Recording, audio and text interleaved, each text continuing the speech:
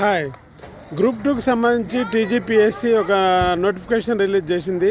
December 15, 16వ తేదీల్లో తప్పకుండా group 2 exam జరుగుతుందని స్పష్టం చేయడం జరిగింది.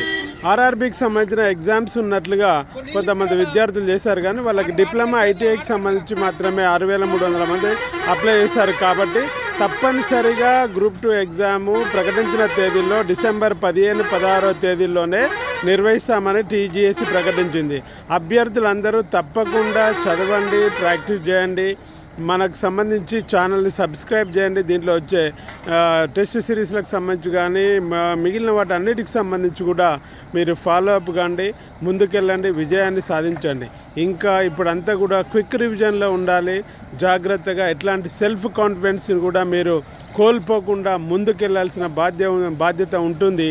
మీ వెంట నేనుంటాను. విజయం మనదే. జై హింద్.